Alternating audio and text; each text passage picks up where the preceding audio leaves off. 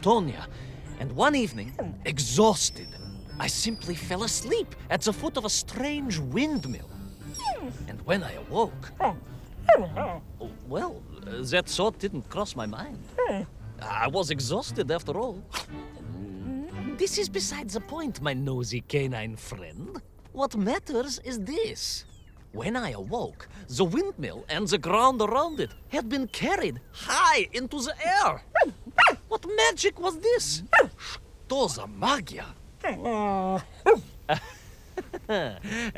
As unlikely, perhaps, as a suitcase-sized dog orbiting the center of the Earth for many years. Quite.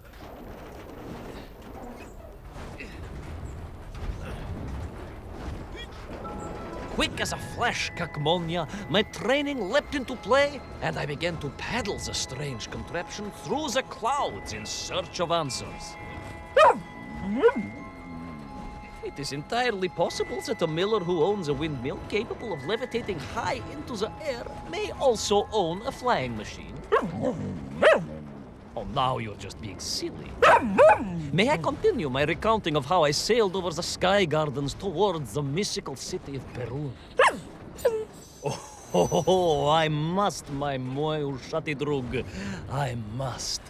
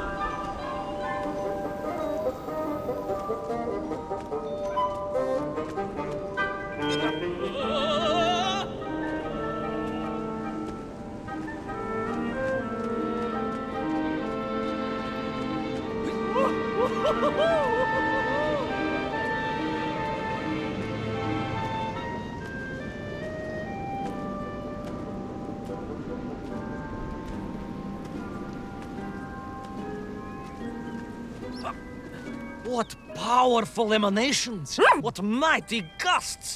What an epic schwall! They reminded me of Cousin Pavel, yes! But whereas his rearward zephyrs could curdle milk and tarnish the teaspoons, these magical wafts only serve to carry me aloft and onwards.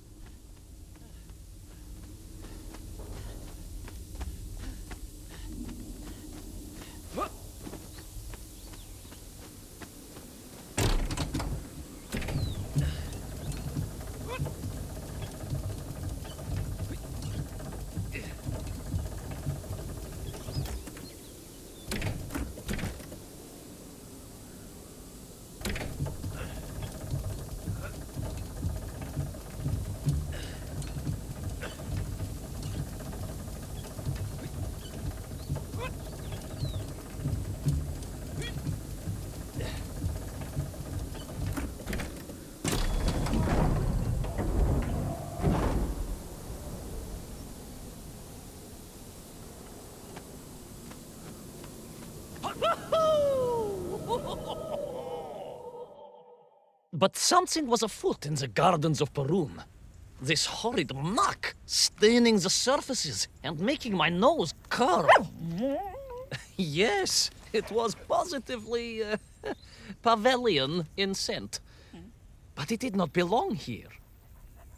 I think I once told you of Auntie Masha's passionate encounter in a cable car with the manganese entrepreneur from Chiatura. Now, Auntie Masha told me that there was a disagreeable stain and smell all around those factories and smelting works. Our industry is not without its dangers. Could it be that the once bucolic gardens of Perun were being corrupted by unchecked pollution? After all, science is a double-edged sword, my bristly confidant. Consider Zemikov. Of course. I apologize. Прошу прощения. Two-headed dogs is perhaps a rather insensitive analogy, but not without justification in this instance. I have seen the blemished lands around Norilsk, but I could not believe that I would find such pollution here. But this was nothing, nothing to the true horror of what was shortly to unfold.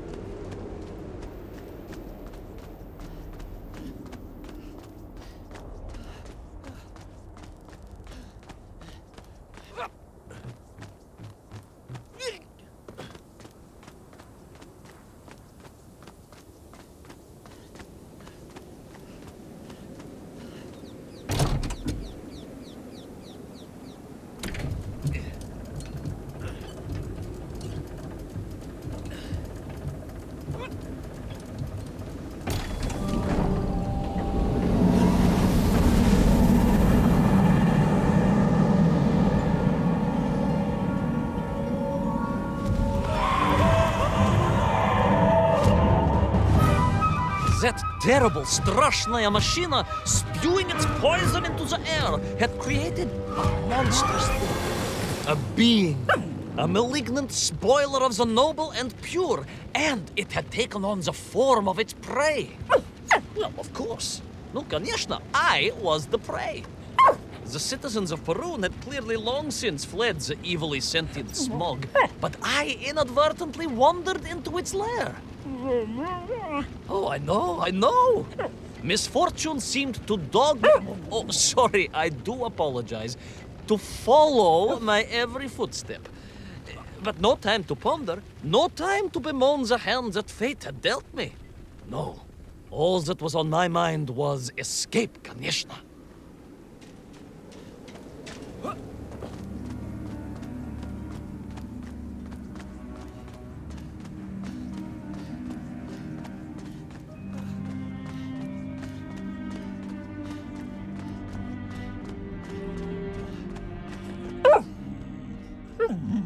Yes, it was most interesting. The windmills seemed to be from an earlier age. Perhaps this was a devastating warning of the destructive power of unfettered industrialization. I most certainly had not forgotten about the windmills. I did not get carried away. You are missing the point. Perhaps because you are only a small dog. Oh, a brilliant, brave, spacefaring dog, of course, but a small Sabashka nonetheless. If you perhaps listened more and interrupted less, I am just getting to the explanation of the windmills.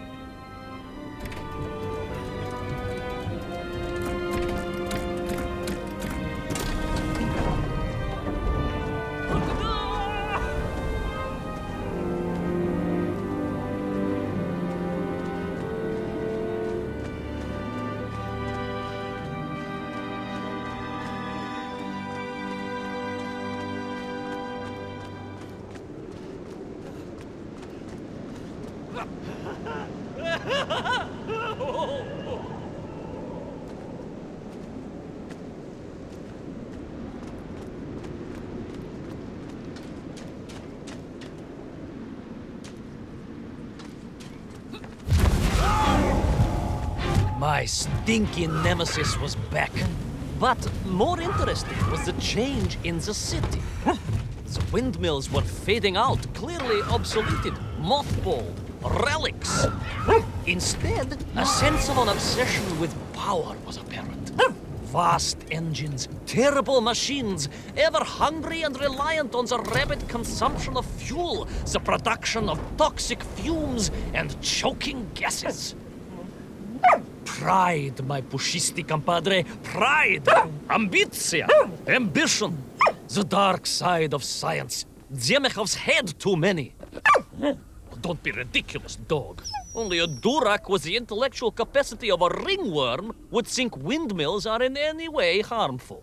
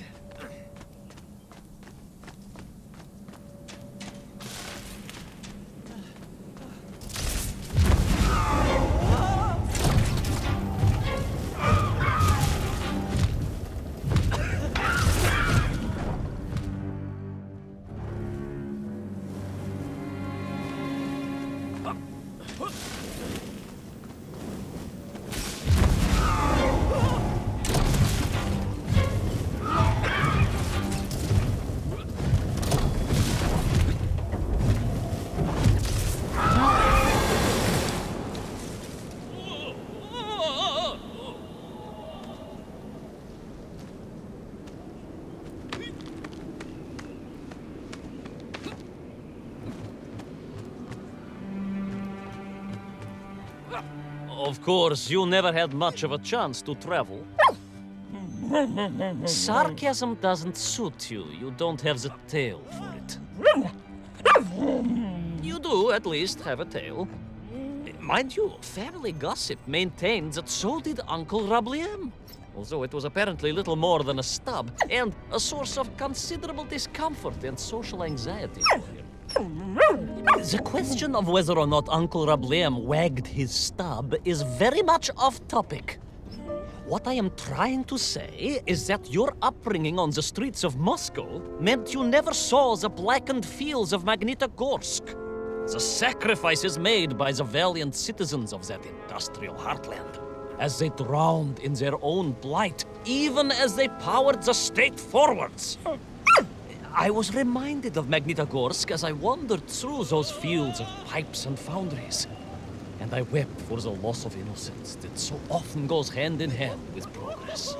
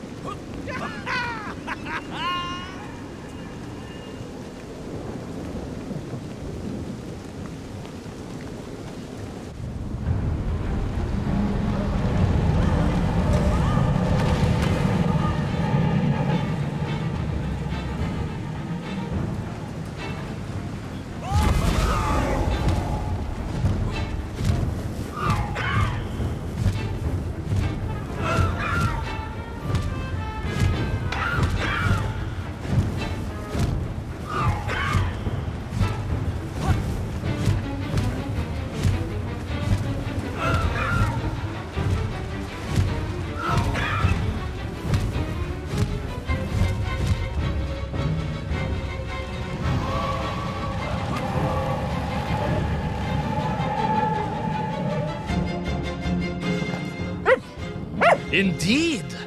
I just evaded the slimy, oily grasp of that man-made Vadzinoi, his petroleum stink clogging my nostrils and making my head thump. And I felt a great stirring within me. Yes, much like I assume Cousin Pavel. May he never get loose again. But no, quite different. This was no volcanic upbubbling of gastric malintent. No, it was the roaring fires of justice once more ignited within me. I felt a swell of patriotic fervor and knew the hand of destiny had fallen on me once more. Yes, what a hand it was! I could not see this great wonder sink into an abyss of poison and bile.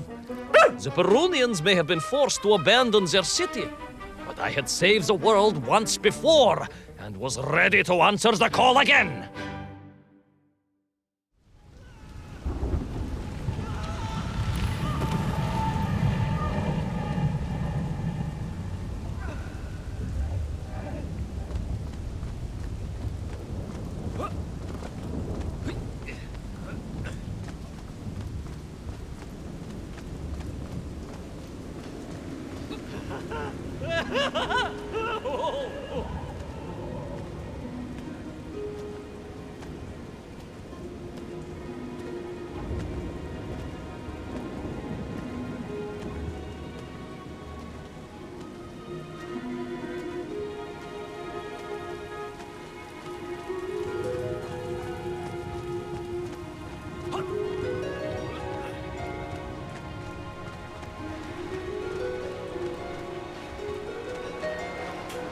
What strange metal bielorybitsa clearly designed to swim through the air? I was amazed. And there was more. Beneath the fins, I spotted the apertures of hoses and was reminded of the time Auntie Agrafina devised a contraption to water all of her copious algae beds simultaneously with one flush of the toilet by a system of pipes and valves that ran throughout her house. Можно так сказать, in a manner of speaking, yes. Her algae were most irrigated, although her neighbor Victor was washing his trousers in the sink at the time and was bruised quite severely about the face and body. But these were no ordinary flying metal fish. They were designed to expel air, fresh air, and push back the polluted clouds.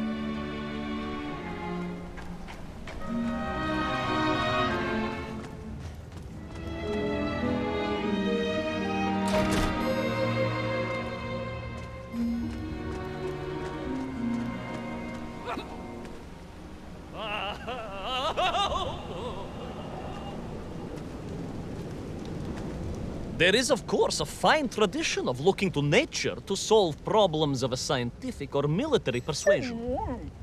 Yes, as you well know. My nephew, Sergei... Yes, the very same. Poor lad with his dermatological eruptions.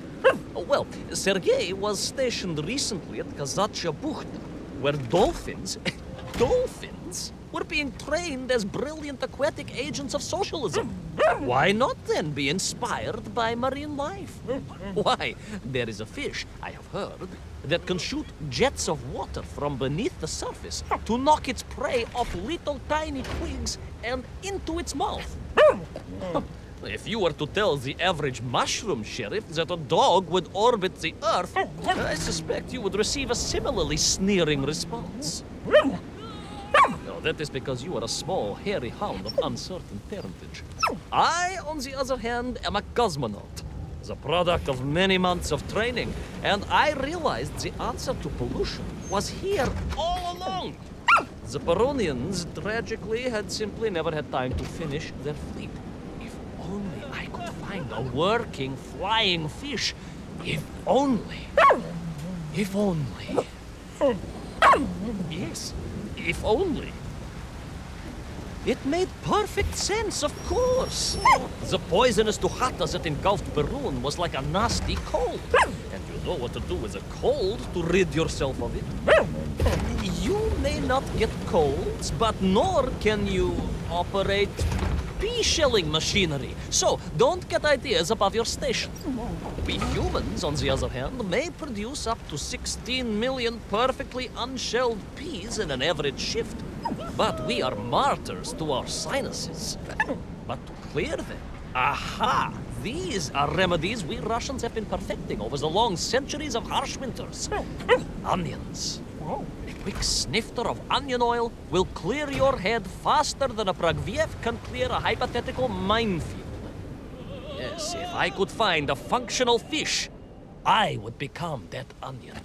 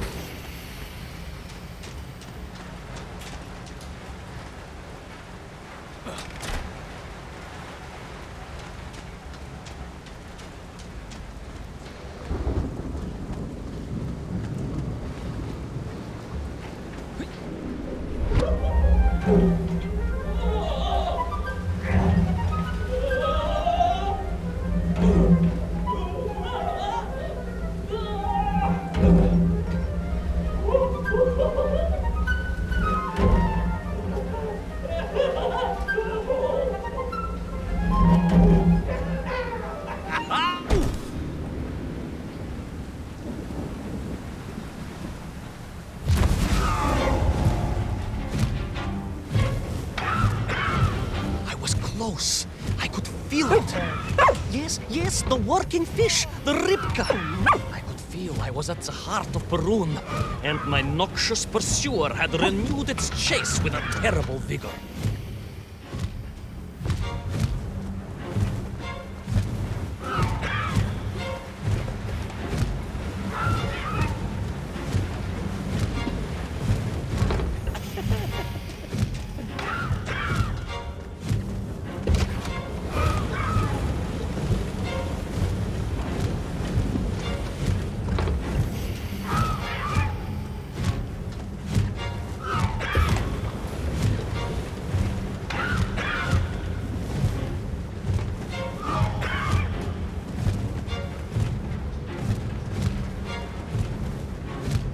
Not far now. I just had to keep going, keep pushing. It's almost as if you knew, Pavel. Uncanny. Double tilt.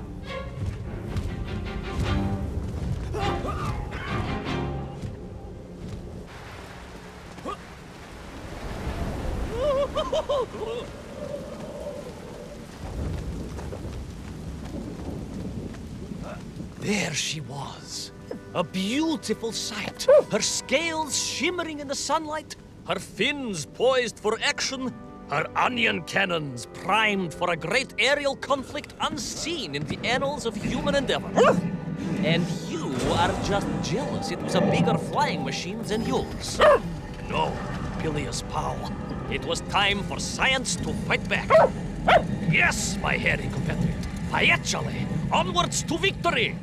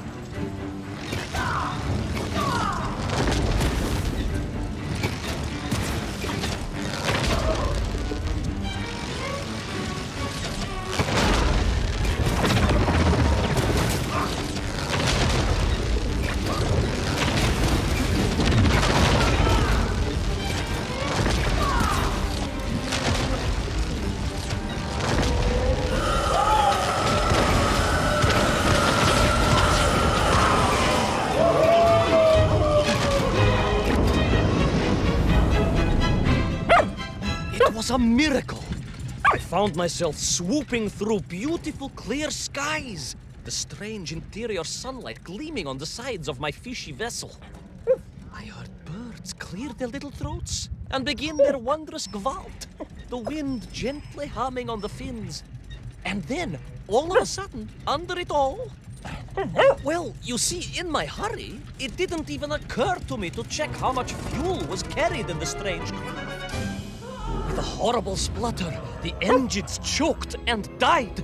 And suddenly we were plummeting downwards towards our doom. I did not. A simple mistake that many have made. Why, my Aunt Agrafina met her untimely demise being late for a fungal sculpting seminar and making exactly the same error. Only, unfortunately, it left her stranded in sub-zero temperatures just outside Pravachitsinsk. She wasn't found until 18 years after her own funeral, but was perfectly preserved. Remarkable, really. It is beside the point, yes. So, there I was. My fabulous ship had become a terrible prison. I was hurtling to my almost certain death. My triumph turned to tragedy. But then... well, you know what happened next. Even so, mooi magnati drug, that is a story for another time. A most extraordinary story, of course, filled with dangers and wonders, and canals, and invasions, and strange doorways to other worlds. But perhaps too long a story for now. Yes, indeed, my canine tavarish. Time for soup. Auntie Agrafina's famous borscht. Coming? You know, I think you really did have the happier time in Peru. The benefits of being a suitcase-sized dog in a little space machine, perhaps. Yes, the correct term is indeed capsule, as I told the general once. Why, a letter just the other week? He's thinking of retiring, he says. Yes, and moving to Bashkiria to nurture bees. Bees? It surprised me, too. I thought if animal husbandry was to be his passion, it would be a large, manly animal like elk, or bears, or a caban. Perhaps the bees he is thinking of are particularly militaristic. Or stingy, yes. Did you want bread with your soup? In which case, there's half a tin of old beef you could also finish. Somewhat gray, but I'm sure it won't taste awful. Yes, my four-legged associate. Now, did I ever tell you the story of when Uncle Rablien got his stub ensnared in the seat of a wicker chair in the finest fish restaurant in the whole of Taliatsia?